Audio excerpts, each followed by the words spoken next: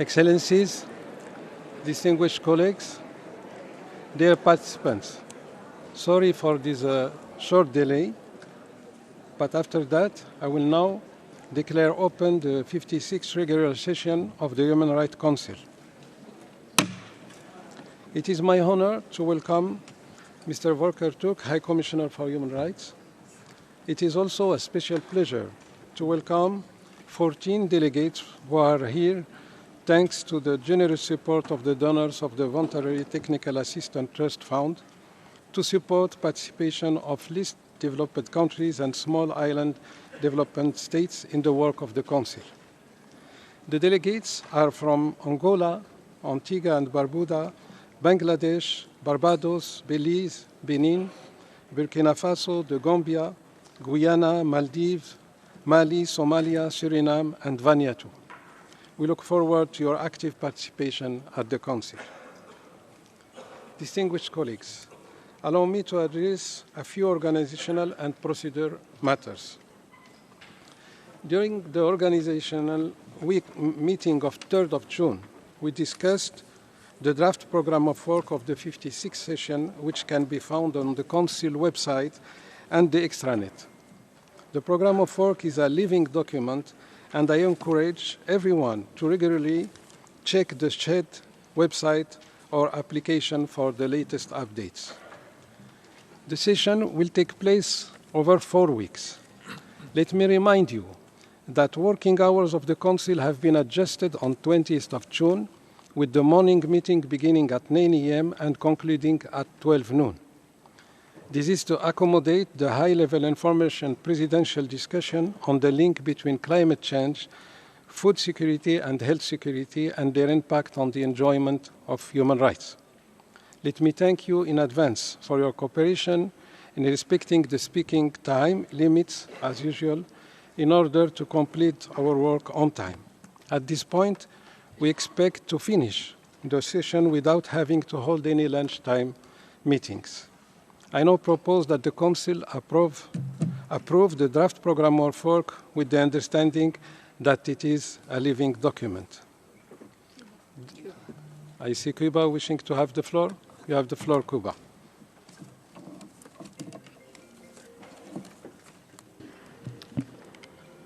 Gracias, presidente. Thank you very much, President. Señor presidente, en primer lugar doy la bienvenida al alto comisionado y ante todo me disculpo con usted, señor alto comisionado, por dilatar un poco el inicio de la sesión y la presentación de su informe, pero aprecio que los asuntos que voy a tratar ahora ameritan que dediquemos un poco de tiempo para dejar las cosas bien claras.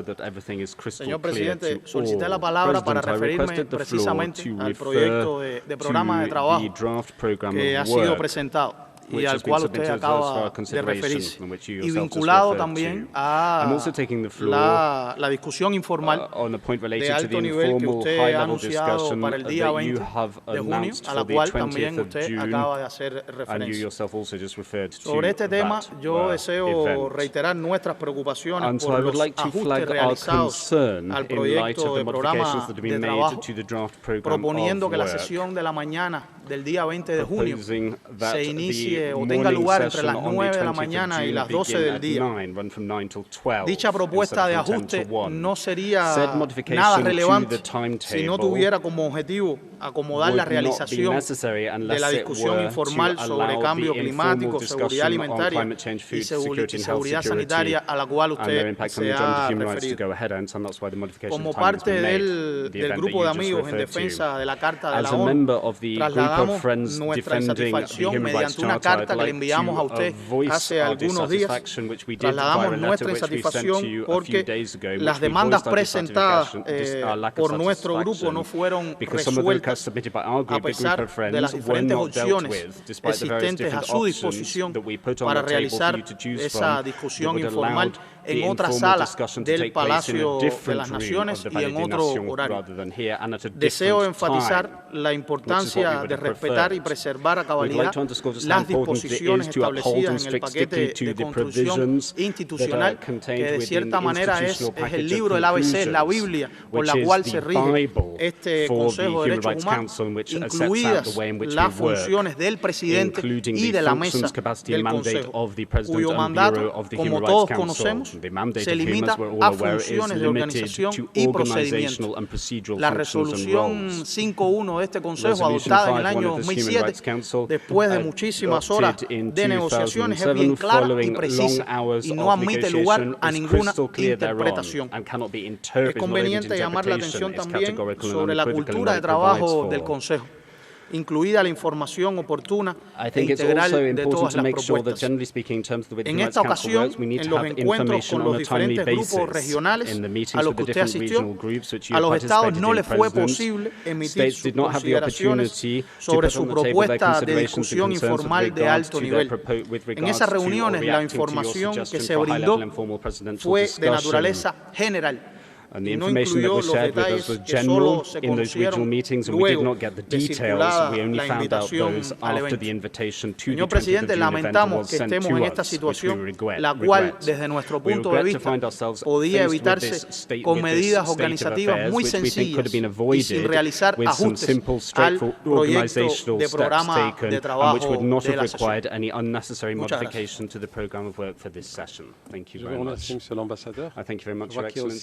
I see that Eritrea is also requesting the floor. Eritrea, you have the floor.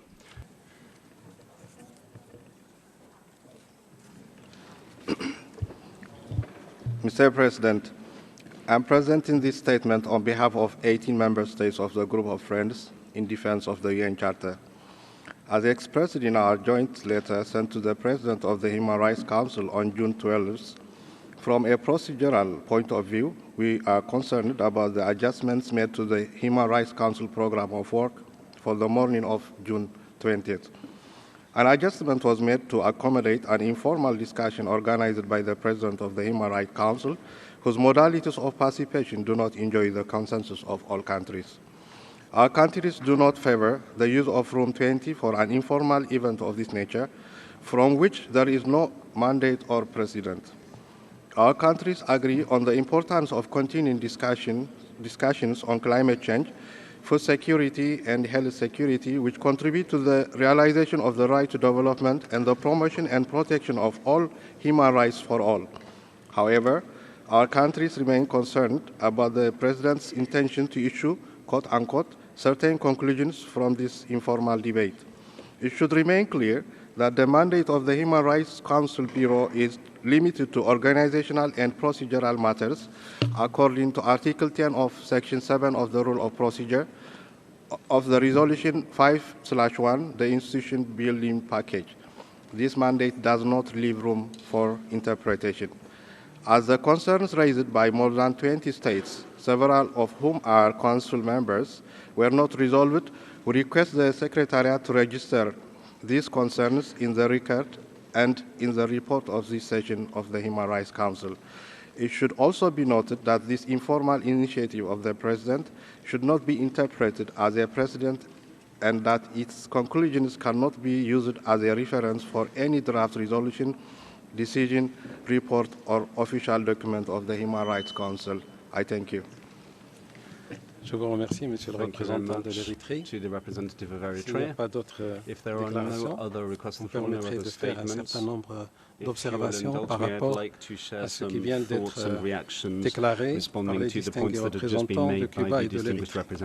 Il va sans dire qu'en tant que président de ce Conseil, ma première tâche, ma responsabilité première est de respecter nos règles de procédure et un bon fonctionnement du Conseil. C'est pour cela que dès la prise de mes fonctions, en toute transparence, j'ai naturellement confirmé les priorités que je vous avais soumises en tant qu'offre lors de ma candidature pour accéder à cette responsabilité fondamentale. Parmi ces priorités figure la thématique dont il est objet ce matin et qui fera donc l'objet de cette consultation présidentielle le jeudi prochain. Après cela, j'ai pris soin naturellement d'annoncer de la façon la plus transparente, la plus précise, dès le début de mon mandat, mon intention de faire en sorte que le Conseil, d'une manière ou d'une autre, accorde davantage d'importance à ces thématiques que j'ai présentées comme étant urgentes, essentielles et fortement liées à la promotion et la garantie des droits de l'homme de par le monde. Suite à cela, j'ai formalisé tout cela lors des différentes réunions que j'ai eues avec les groupes régionaux, sans exception, y compris celles que j'ai tenues to do in my meetings with all the regional groups without exception, including the most recent regional group meetings that I have held. And I was met with a wave of understanding and approval, at least that's what I took away from the exchanges that we had at the regional group level with regard to my plan. Similarly, respecting the rules of procedure and the traditions and standards of the Human Rights Council, which are well established, the Bureau spoke about the topic, and you will find that referred to in the minutes of the relevant Bureau meeting, which were circulated to all of you and have been updated. They have been sent to all delegations. Naturellement, je n'ai pas omis de répondre aussi à la lettre que Son Excellence, Monsieur l'ambassadeur de Cuba, à laquelle il a fait référence, en donnant toutes les informations, tous les aspects qui assurent le fait que nous sommes bien dans le cadre de l'observation des règles. J'aimerais et je souhaiterais les répéter ce matin. D'abord, pour ce qui concerne les précédents, il y en a. Certains de mes prédécesseurs ont organisé dans la salle 20 des consultations informelles sur un certain nombre de sujets. Deuxièmement, pour assurer le caractère complètement informel des consultations, des discussions que je compte organiser avec un panel de très haut niveau, nous avons eu un écho exceptionnel d'ailleurs à cet égard. Les règles suivantes seront observées. Il n'y aura pas d'enregistrement de nos débats. There will be no recording of our discussion or debate, nor will there be interpretation during the discussion. There will be no official list of speakers. Les plaques nommément concernant les différentes délégations. Will not be set out for the different delegations. All of that to underscore the fact that this is an informal discussion. All of these elements were shared with everybody. And with regard to the program of work, as you yourself pointed out, Your Excellency, all we have done is make a slight adjustment in order to make sure that we don't take away any single minute from our official program of work, but simply to accommodate the high number of high-level panelists, this adjustment to our timetable on Thursday seems warranted. You will see that in the program of work that we're adopting, there is a reference to the meeting on Thursday, the 20th of June, to which all of you are invited, because it is a very important and urgent topic. It's something that we are confronted with day in, day out. I don't think I need to hammer home that point. I think that you will hear it directly from the High Commissioner himself. It will no doubt be woven like a thread through all the topics he brings to attention, just how important this issue is. And then it will be up to the delegations to judge the follow-up or to decide on the follow-up to our discussions on Thursday lunchtime. I will take responsibility of that as the President, but there is no set format for what the follow-up to those discussions will be. I would like to reassure you that if there are no objections, if I've explained everything clearly, we can proceed. But I see that His Excellency, the Ambassador of Cuba, is seeking the floor. You have the floor, Your Excellency. Gracias, Presidente. I'm much obliged to you, President. Señor Presidente, Cuba concede gran importancia a las labores del Consejo de Derechos Humanos. To the work of the Human somos miembro fundador de este órgano y contribuimos activamente al tratamiento balanceado de todos los derechos humanos en este foro. Está demostrado nuestro compromiso y dedicación con el Consejo y su mandato. Sobre esa base, no objetaremos el proyecto de programa de trabajo. No obstante, solicitamos que las posiciones siguientes se reflejen en el informe de la actual sesión. En primer lugar, la discusión informal organizada por el presidente del Consejo no constituirá un precedente a los efectos de las funciones de futuros representantes de la mesa del Consejo. En segundo lugar, la sala 20 de esta sede de Naciones Unidas es la sala oficial de reuniones del Consejo de Derechos Humanos y no debe utilizarse para eventos informales de la naturaleza como la que se ha propuesto, a menos que se decida lo contrario por los Estados miembros. Y en tercer lugar, señor presidente, no reconocemos ninguna conclusión que pueda emanar de la llamada discusión informal. El presidente del Consejo no tiene entre sus funciones ni cuenta con mandato alguno para emitir conclusiones. Eso es algo bien claro que debe respetarse en todo momento. No aceptaremos referencias a ninguna conclusión en proyectos de resolución, decisión, informes o cualquier otro documento oficial del Consejo o sus mecanismos subsidiarios. Muchas gracias. Formal document of the Council or its subsidiary bodies, just to make that clear that we will not accept such an outcome. Thank you very much. Thank you very much, Your Excellencies. As the President, I've taken careful note of the points that you have made in your comments. If no other delegation wishes to take the floor on this particular topic, I will now share with you the draft programme of work for approval. It is so approved. Dear colleagues, the online for inscription on the list of speakers for our interactive dialogues and panel discussions opened on Monday, 10th of June, and closes 24 hours before the meeting in which the respective dialogue or discussion is scheduled to begin. Once the online inscription has closed, delegations may still inscribe or withdraw by sending an email to the list of speaker desk. The list of speakers will close approximately 15 minutes after the beginning of each debate. The online system for inscription on the list of speakers for the adoptions of UPR outcomes will open next Monday, 24th of June at 9 a.m. and close on Thursday, 27th of June at 6 p.m. No inscription will be possible after the deadline. Please take note. For national human rights institutions and non-governmental organizations, the list of speakers for all debates opened last Friday, 14th of June. May I request that all participants upload the Word version of their oral statements through the online system for the list of speakers. If this is not possible, please send them by email to Conference Services and the Council Secretariat. The Secretariat has just informed me this morning that only half of delegations have managed to do so, so please take care about that.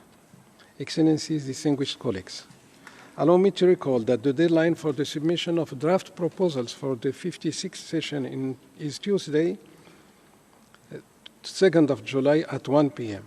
The submission of a proposal after this deadline needs prior approval by the Council before it is registered by the Secretariat.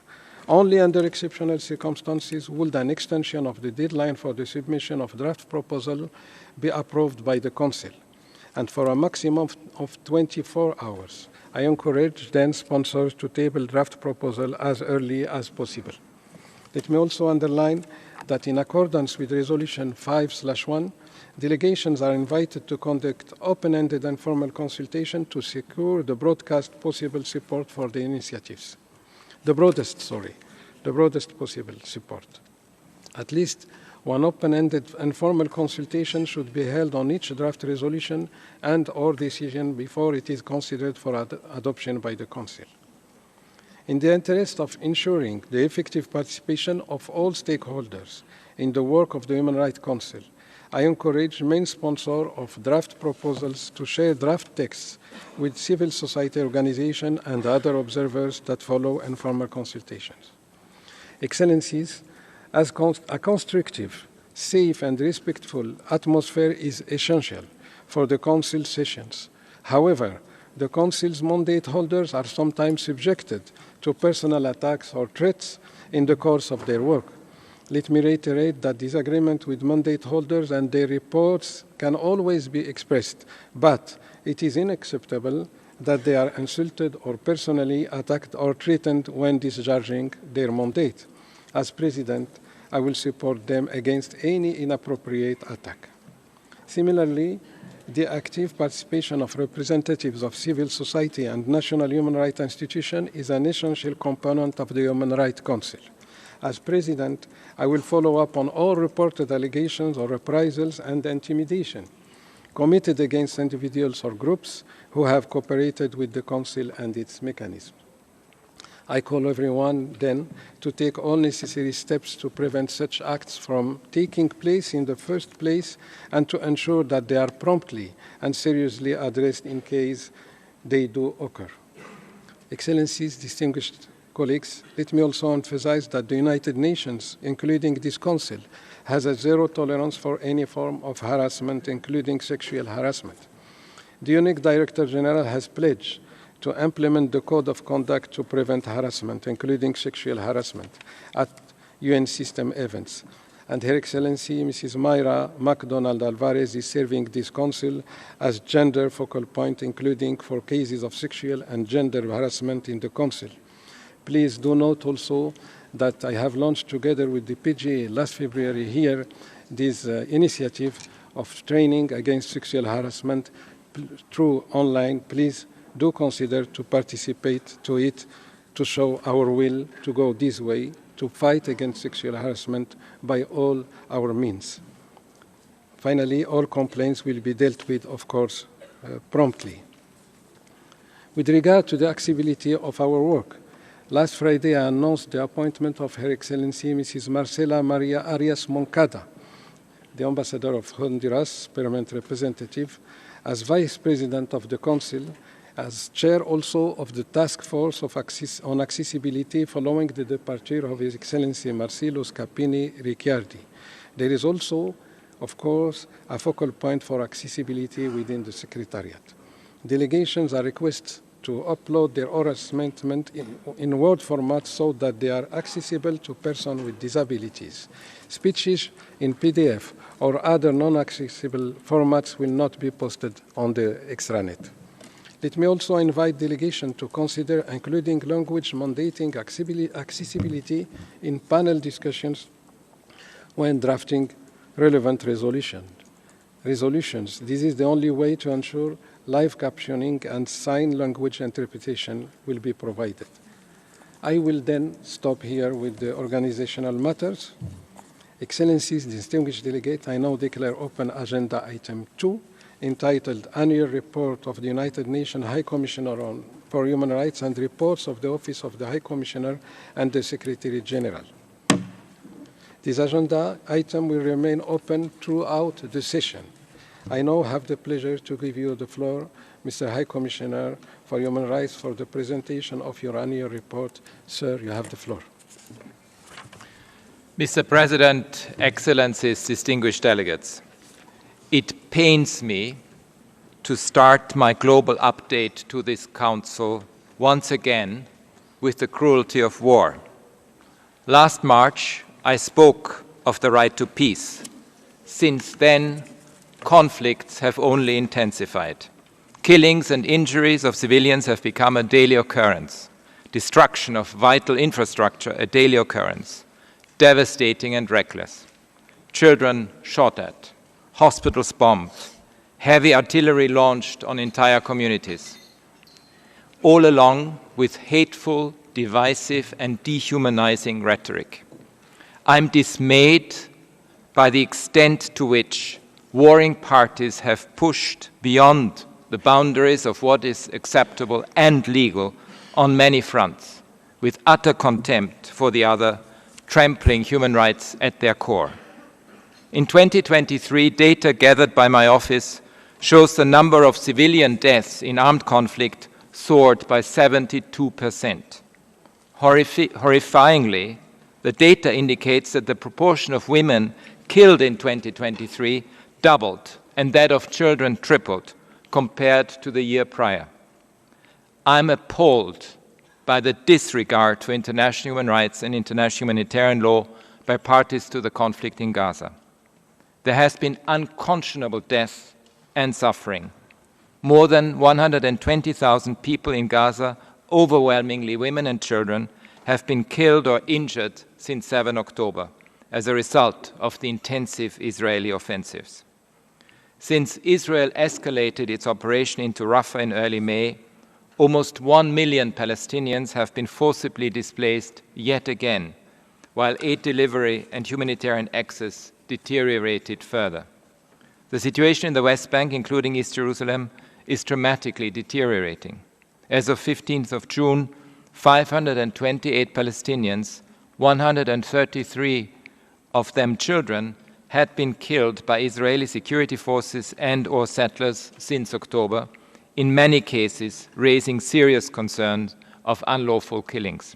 In the same period, 23 Israelis have been killed in the West Bank and Israel in clashes with or attacks by Palestinians, including 8 members of the Israeli security forces.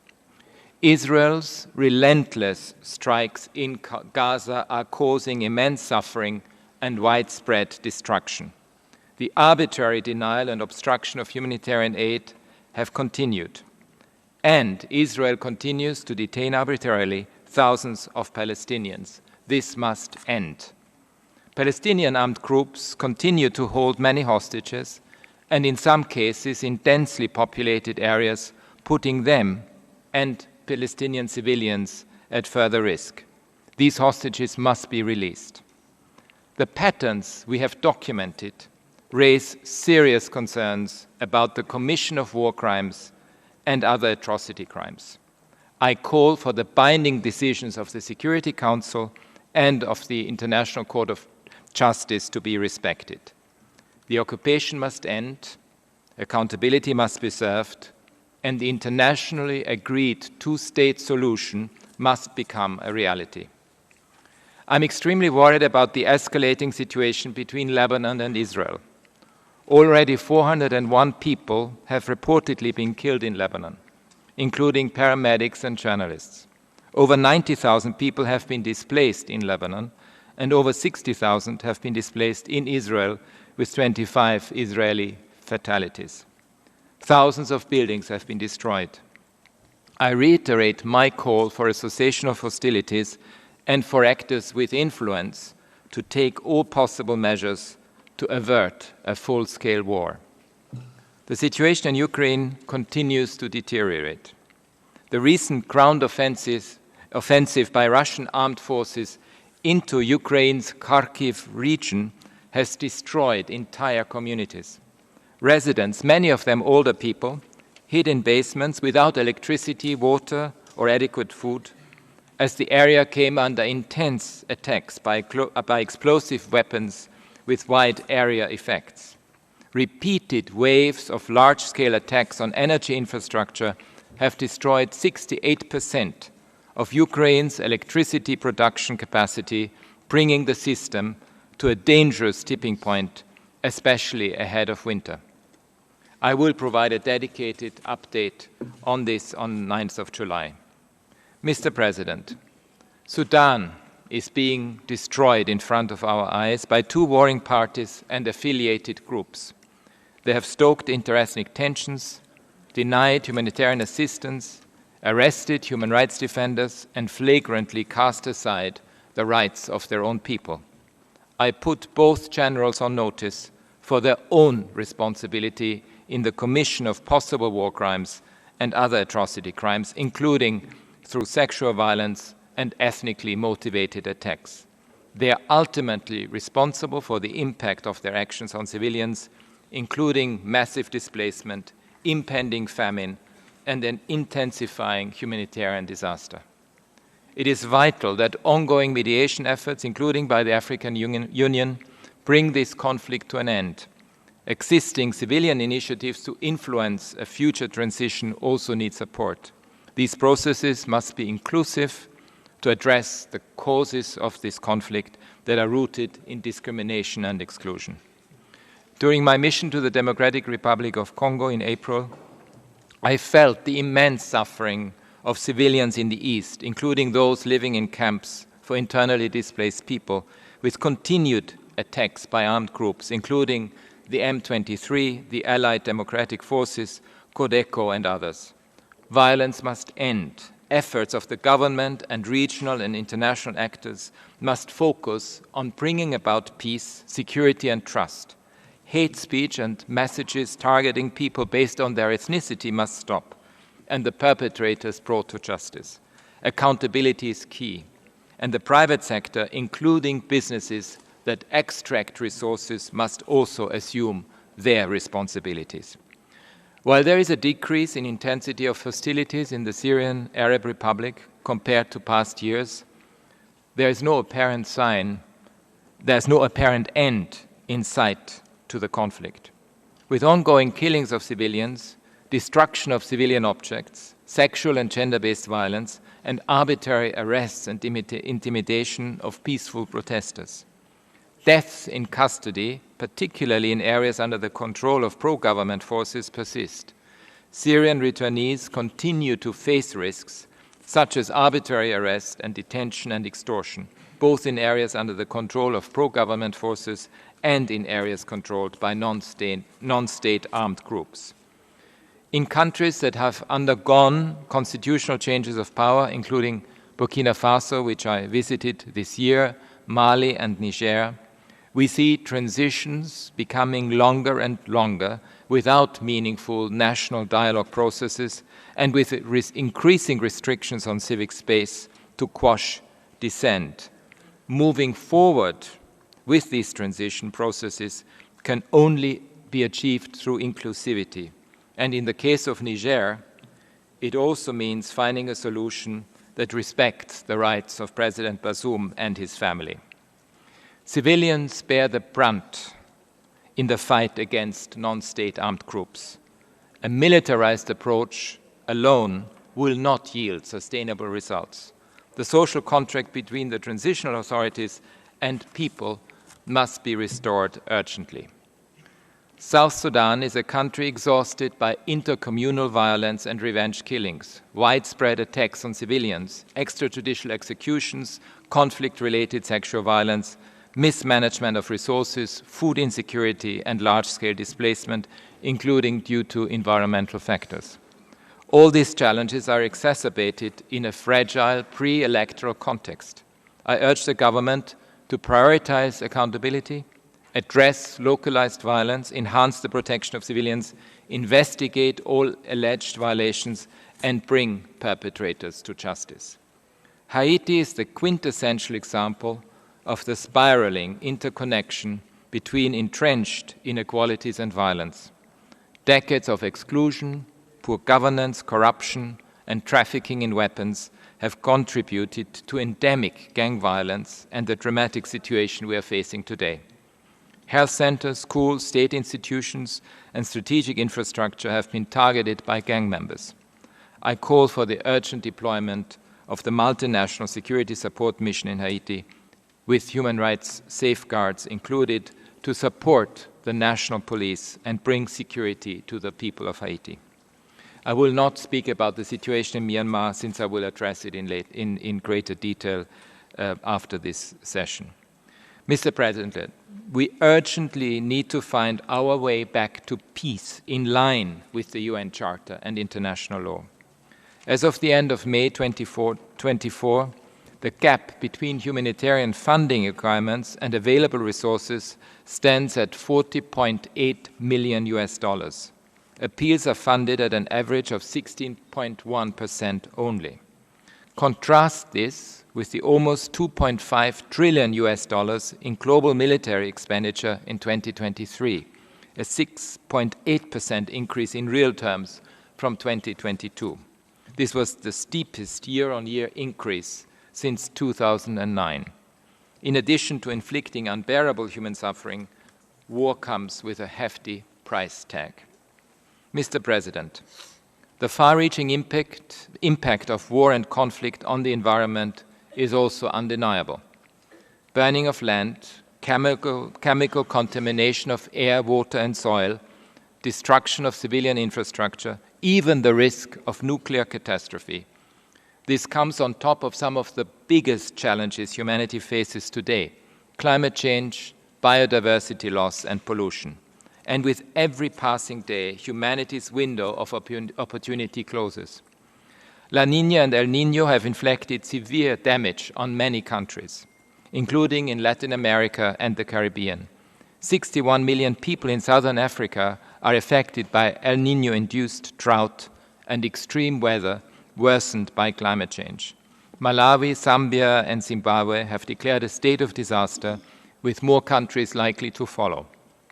I echo the humanitarian community's warnings of a looming crisis in the face of imminent harvest failures. Like most crises, the climate emergency disproportionately affects the world's poor and most marginalized. Countries and communities who have contributed the least to creating it suffer its effects the most, notably in small island developing states, least developed countries, and landlocked developing countries. Climate disasters often collide with pre-existing challenges such as food insecurity and structural discrimination, together with limited resources due to unsustainable levels of debt, lack of fiscal space for public spending, and barriers to access concessional financing. The adverse effects of climate change are already having massive impacts on the enjoyment of human rights. We must be prepared. By integrating human rights into environmental analysis and modeling, we can anticipate the types of issues that will arise, inform decision-making, and minimize the worst impacts. Seeking accountability for environmental harm, including through the appropriate use of criminal law, will help make the right to a clean, healthy, and sustainable environment a reality on the ground. Mr. President, we talk about human rights as the best tool for early warning and prevention. But what does this mean? It means we must take the drivers and root causes of tensions, violence, and conflict seriously. Entrenched inequalities, lack of access to basic rights, food, water, housing, education, decent work, a clean, healthy, and sustainable environment, systemic discrimination, deficient governance, and the quashing of dissenting voices. Globally, inequality has seen the largest increase in 3 decades, as poorer countries took a bigger economic hit from the COVID-19 pandemic compared to richer countries. According to Oxfam, the wealth of the world's 5 richest billionaires has more than doubled since the start of this decade, while 60% of humanity has grown poorer. 4.8 million people are poorer than they were in 2019. And the wealth gap between men and women globally, $100 trillion. We are a far cry from the 2030 agenda's promise to reach those furthest behind first. Almost half of humanity, some 3.3 billion people, live in countries where governments spend more on servicing their debts than investing in health and education systems for their people. While Sri Lanka's macroeconomic situation has improved, the impacts of the economic crisis, together with associated austerity measures, are affecting the poorest and already marginalized groups the most.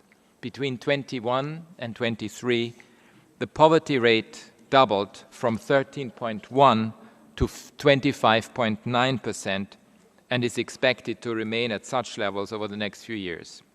During my recent visit to the Lao People's Democratic Republic, I heard about the drastic impact debt servicing is having on public spending on social services, including social infrastructure, social protection programs, health and education.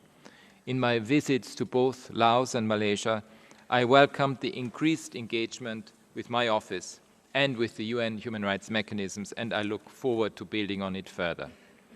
In Argentina, recent proposed and adopted measures risk undermining human rights protection. These include cuts to public spending, particularly affecting the most marginalized, the announced closure of state institutions dedicated to women's rights and access to justice, and an instruction from the Ministry of Foreign Affairs to suspend participation in all events abroad related to the 2030 agenda. I urge the authorities to place human rights at the center of their policy making to build a more cohesive and inclusive society This also means full respect for the right to peaceful assembly and freedom of expression. Mr. President, a human rights economy is a lever for social justice. It promotes equal opportunities, meaningful participation, and investment in essential services. It helps forge trust in public institutions, fostering the social contract.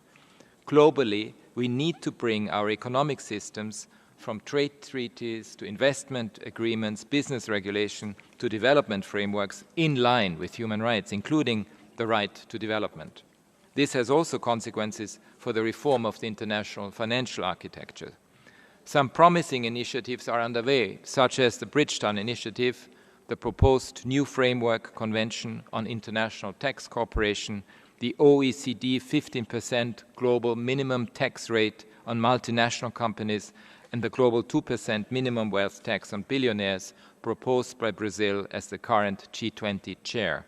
This last measure alone could generate roughly $300 billion per year to combat climate change, inequalities, and poverty. I hope these initiatives are further triggers of the real transformation that is needed by working together to put human rights at the center of all economic decision-making. Mr. President, systemic racism against people of African descent is perpetuated by systems and structures that are rooted in the legacies of colonialism and enslavement. It manifests in many ways, in terms of socioeconomic inequalities and in the way law enforcement and the criminal justice system interact with people of African descent in a discriminatory manner. Clearly, there is much to be done, as illustrated by recent reports. While countries like Brazil, Colombia, and the United States of America, for example, are taking important steps to address racial discrimination, issues remain. Racial profiling, high unemployment, overrepresentation, and differential treatment in detention, greater instances of excessive use of lethal force by law enforcement, disproportionate rates of maternal mortality, health and housing inequalities, and food insecurity persist in these and many other countries around the world. In countries in the European Union Agency for Fundamental Rights also reported that discrimination, harassment, violence, and racial profiling continue to be routine features of life for Black people. My office's agenda towards transformative change for racial justice and equality and the recommendations of UN mechanisms, including the International Independent Mechanism to Advance Racial Justice and Equality in Law Enforcement, offer a comprehensive response to systemic issues. As the coordinator of the International Decade for People of African Descent, I support calls by several states and others to proclaim a second International Decade for People of African Descent, starting in 2025. This second International Decade must be informed by the lived experiences, knowledge, and expertise of people of African descent to reverse the culture of denial, dismantle systemic racism in all areas of life, and deliver reparatory justice for the wrongs of the past. I urge states also to draw on the recommendations of the Permanent Forum on People of African Descent and on other UN anti-racism mechanisms in this process. Mr. President, tragically, pushbacks on the rights of women and girls continue. Active resistance to gender equality is a key factor in slowing progress, even reversing gains made in achieving the Sustainable Development Goals. By 2030, women are forecasted to represent the majority of the extreme poor among those aged 15 and above, an increasing gender poverty gap. I deplore the ongoing systemic persecution of women and girls in Afghanistan, particularly regarding their rights to education, employment, and freedom of movement. More broadly, human rights defenders and media workers continue to be arbitrarily arrested and detained for expressing opinions perceived as critical of the de facto authorities. The use of corporal punishment, including mass floggings, persists in violation of international law. Attacks by armed groups against civilians, particularly targeting the Hazara community, continue. In the Islamic Republic of Iran, we continue to receive reports of violent crackdowns, including widespread arrests against women and girls for not wearing the hijab as instructed, as new measures to enforce the hijab law are implemented.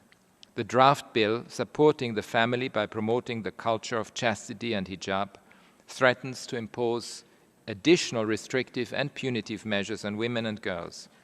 More generally, ahead of the presidential elections, I urge respect for the rights of freedom of expression and assembly and protection of journalists. I also reiterate my call for an immediate moratorium on the death penalty given the reported spike in executions since the beginning of the year. While I have mentioned only some more salient examples, and there are more, let me be clear. No country is immune from regression in women's rights.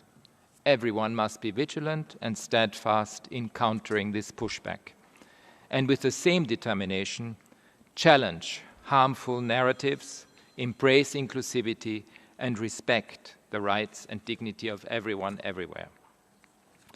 I once again warn of the dangers of anti-Semitism, anti-Muslim bigotry, as well as divisive rhetoric and disinformation that cast migrants and refugees as the scapegoats for wider challenges in society, including socio-economic issues. This has become particularly fashionable among populists and far-right extremists in election campaigns in Europe, North America, and elsewhere. And a lot more work needs to be done to stem ongoing discrimination and exclusion on the basis of sexual orientation and gender identity. Any form of hate speech is unacceptable, dangerous for social cohesion, and a harbinger of worse to come. Mr. President, attacks continue against human rights defenders, journalists, and others who seek to shed light on violations and abuses, as do restrictions on civic space. We must do better for their protection. According to data from UNESCO, 72 journalists and media workers were killed in 2023, in large part in conflict situations. Data compiled by my office shows that at least 42 indigenous human rights defenders were killed in 2023 in 11 countries, most of them for defending the environment, their lands, territories, and resources. This is almost certainly underreported. In Guatemala, I welcome the government's efforts to establish new mechanisms to strengthen protection of human rights defenders, journalists, indigenous leaders, and justice officials as they continue to be under attack for having defended human rights, denounced corruption, and called for accountability. In Yemen, however, I'm deeply worried about the well-being of 13 UN national staff who, along with dozens of staff from national and international NGOs and civil society, have been arbitrarily detained by the de facto authorities since the 6th of June.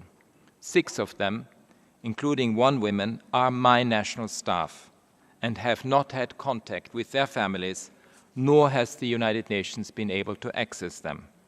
This is in addition to 2 UNESCO staff and 2 other of my staff who have already been arbitrarily detained for a lengthy period. The de facto authorities must immediately and unconditionally release them, and harassment of their families must stop. I call on all states with influence to take urgent action to end this situation. The situation in Belarus continues to be very troubling. My office continues to receive reports of restrictions on freedom of assembly, association and expression, and persistent impunity. Over 1,300 people remain imprisoned on politically motivated and vague charges. I urge the authorities in Azerbaijan to review, in line with international human rights law, all cases of journalists, activists, and other individuals arbitrarily deprived of their liberty, and to ensure their protection against ill treatment. All individuals arbitrarily detained must be immediately released. A worrying trend in terms of civic space is the consideration or adoption of so-called transparency of foreign influence laws in over 50 countries, including in the Republika Srpska entity of Bosnia and Herzegovina, Georgia, India, Kyrgyzstan, the Russian Federation, Slovakia, and Turkey. These laws risk having serious chilling effects on the work of civil society, freedom of expression, and of association. In recent months in Peru, the Congress has advanced a series of legislative initiatives that could undermine judicial and electoral independence, reverse important gains on transitional justice and on women's political participation, and restrict freedom of association and expression. In Mexico, I call on the authorities to ensure accountability for the violence and killings that occurred during the electoral period, including of politicians. I've continued to engage with China on a range of human rights issues, including the serious concerns my office identified in the Xinjiang region. My office recently visited Beijing to discuss, among other things, problematic provisions in China's counterterrorism and criminal laws, as well as the application of national security laws in Hong Kong SCR. My office continues to raise individual cases of concern, and I deplore the heavy sentences given last week to a women's rights activist and to a labor rights activist for exercising their fundamental human rights. I urge the authorities to release all those arbitrarily detained, ensure access to information by family members, and embark on legal reform. I acknowledge the dialogue of the authorities with my office and hope this will contribute to concrete improvements in all human rights. In the Southeast Asia region, there is a pattern emerging of transnational repression, whereby human rights defenders seeking refuge in neighboring countries have been subject to rendition and refoulement or disappeared and even killed. There are indications this trend may be becoming a global one, and so I urge all states to have zero tolerance for such actions and to ensure full accountability of their security forces. Mr. President, I would also like to share with you some developments on which to build further and which can give us hope. First, last year's commemoration of the 75th anniversary of the Universal Declaration of Human Rights demonstrated the strength of our commitment to the universality and indivisibility of human rights. Almost 800 pledges were made to advance economic, social, and cultural rights, the right to development, the right to a clean, healthy, and sustainable environment, and civil and political rights. Many have already been acted upon. For instance, 29 treaty ratifications were made by 20 states, with Kazakhstan, South Africa, and Thailand having fulfilled their human rights 75 ratification pledges. More generally, I welcome recent ratifications of human rights treaties by Bhutan, Cote d'Ivoire, the Republic of Congo, South Sudan, and Tuvalu. Morocco, Paraguay, and Portugal led the launch of the International Network of National Mechanisms for Implementation, Reporting, and Follow-up in May, which was their joint Human Rights 75 pledge. A number of countries advanced new bills or reformed their comprehensive anti-discrimination laws in line with their Human Rights 75 pledges. Adoption of legislation against gender-based violence in Dominica and St. Lucia is also welcome. Second, we continue to see a significant mobilization of people around the world demanding change to uphold human rights, equality, and justice, nationally, regionally, and globally. This includes many young people. It includes people taking extensive personal risk and who are up against numerous barriers. Human rights provide the solid ground on which such movements can stand. Third, the international and regional human rights systems, despite significant constraints, continue to deliver for people. Human rights treaty bodies have been groundbreaking on many issues, notably on the environment of late. Their work is bolstered by that of regional and international courts and tribunals, such as the recent ruling by the European Court of Human Rights that states have justiciable, positive human rights obligations to protect against the growing risks of climate change. The International Tribunal on the Law of the Sea's advisory opinion on climate change is another example. It found that anthropogenic greenhouse gas emissions constitute marine pollution and that states have a binding obligation under international law to limit temperature rise to no more than 1.5 degrees centigrade. A March 2024 ruling by the Inter-American Court of Human Rights held a state responsible for violating the right to a healthy environment and not protecting against business-related harms to the environment. Such courts have also referenced the contributions of special procedure mandate holders, demonstrating the relevance of the system. There are also pending requests for advisory opinions related to climate change before the ICJ and the Inter-American Court of Human Rights. These efforts give momentum, demonstrating that the various pieces of the regional and global system reinforce each other, and with that, change is possible. The reforms in law and practice that flow from the work of these mechanisms may not always make the headlines, but they are crucial to laying out the way forward.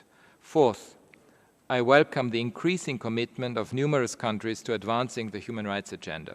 Those countries who, despite geopolitical headwinds, have reached out to my office requesting technical support.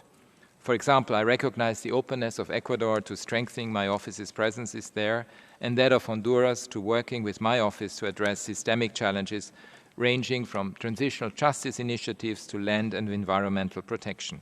I also appreciate the commitment to establish UN Human Rights Regional Office for the Caribbean Community and a country office in Mozambique. Mr. President, in closing, I need to flag one overarching concern. We are seeing increasingly aggressive verbal attacks, threats, and reprisals, and virulent social media campaigns against international institutions and mechanisms, including the United Nations generally, my office, special procedures mandate holders, the International Court of Justice, and the International Criminal Court. This is unacceptable. These institutions were set up and mandated by states precisely to undertake their crucial work. States must facilitate this work and protect it from undue interference and attack. I would like each of us to think hard about how to ensure that the achievements of the multilateral system are not undermined and that we are able to do our job. States gathered in this very room last December, fully cognizant of the many challenges, recognized that human rights are a pathway for solutions. With focus now on the Pact for the Future, I urge all states to ensure that our common commitment to human rights is reflected powerfully and concretely in the summit's outcomes. A strong and effective human rights system is key to effective multilateral cooperation and to building a better future for people and planet. My office is ready to play its part. Thank you. Merci beaucoup, Monsieur le Président. أشكركم سيد المفوض السامي على تقديم هذا التقرير العام. Thank you, تقريركم السنوي High Commissioner, مجلسنا for having presented your annual global report to the Human Rights Council. I would like to remind you that the interactive dialogue on the report of the High Commissioner will take place tomorrow afternoon. Excellencies, distinguished colleagues, we will now begin the interactive dialogue on the report of the High Commissioner on the situation of human rights of Rohingya Muslims and other minorities in Myanmar, pursuant to Council Resolution 50/3. The list of speakers for this item will close in 15 minutes. I now have the pleasure to give the floor once again to the High Commissioner for Human Rights to present his report. High Commissioner, you have the floor. على الحضور أن يحافظ على هدنة هذه القاعة كي نتابع أشغالنا في الظروف اللائقة. وشكرا. We can continue our work if we could have order in the room to ensure that we have decent conditions with which to continue our work. High Commissioner, you have the floor.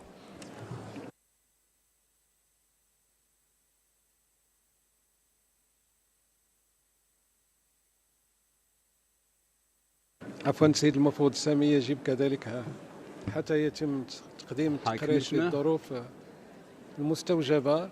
أطلب منكم من فضلكم أن تراعوا once again, ladies and gentlemen, ضرورية الحفاظ على quiet and calm in the room so that the High Commissioner can present his report. I will give 20 to 30 seconds to allow those who wish to leave the room, but I'd ask you to do so quickly so we can continue our work afterwards.